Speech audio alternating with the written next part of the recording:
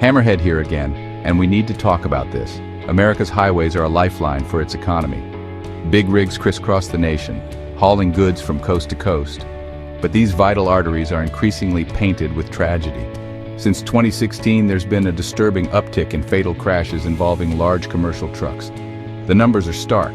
In 2016, around 4,500 souls were lost in these accidents.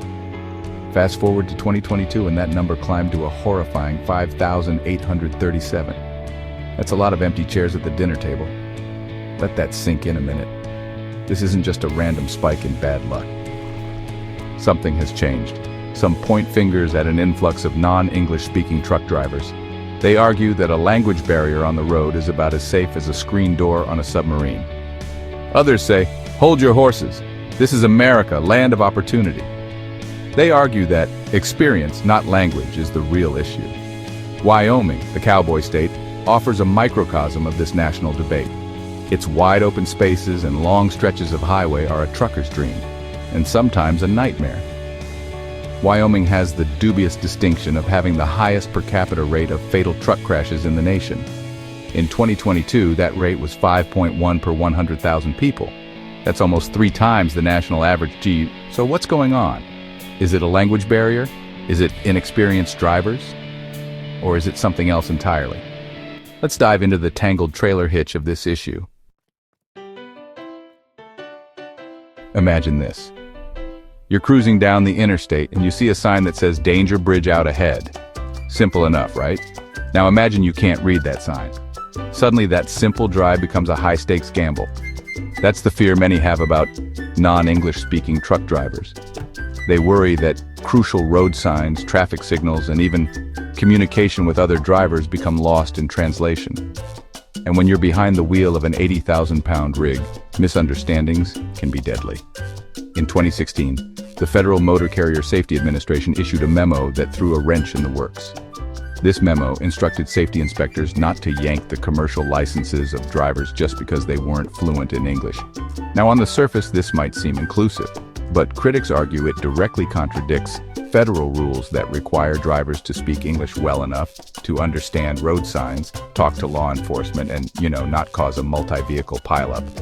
Adding fuel to the fire is the issue of non-domicile commercial driver's licenses. These are licenses given to non-citizens, and they've become as common in the trucking industry as air fresheners shaped like pine trees. The problem? Some states have lax requirements for obtaining these licenses and offer the test in 19 different languages, leading to concerns about driver qualifications and, yes, English proficiency. The debate over language requirements for truck drivers isn't just happening on the highways. It's spilled over into the halls of government. Lawmakers are grappling with how to address the issue without resorting to discriminatory practices. It's a tightrope walk, folks. Or is it just enforce the regulations that American drivers have to follow? Some states are taking a hard line. Take Wyoming, for example. They're considering a bill that would invalidate driver's licenses issued to illegal immigrants by other states, as I believe they should.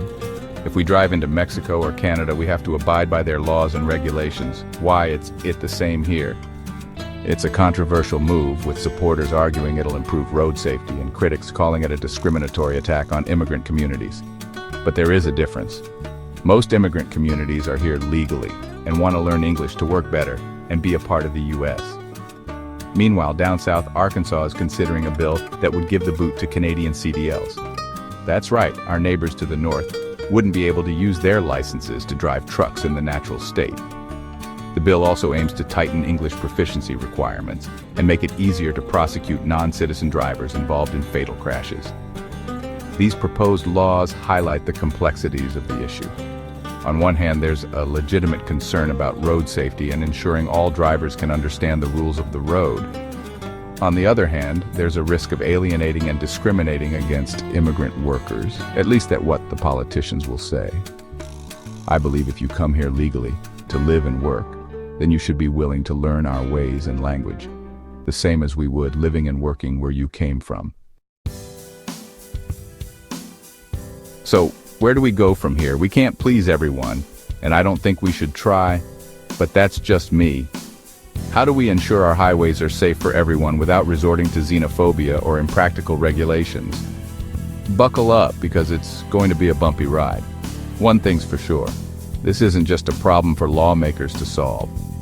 The trucking industry needs to step up to the plate and put their foot down on some of this nonsense.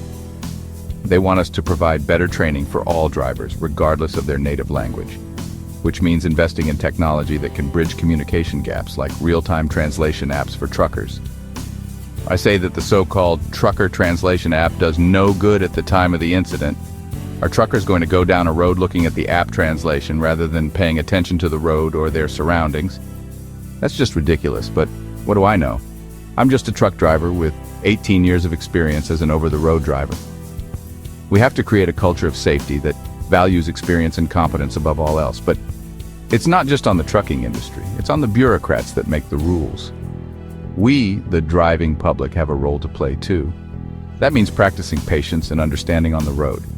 We don't know who is in the vehicle next to us or their story, where they are from. Is this their first day out here? So it's up to us to watch out for the other drivers.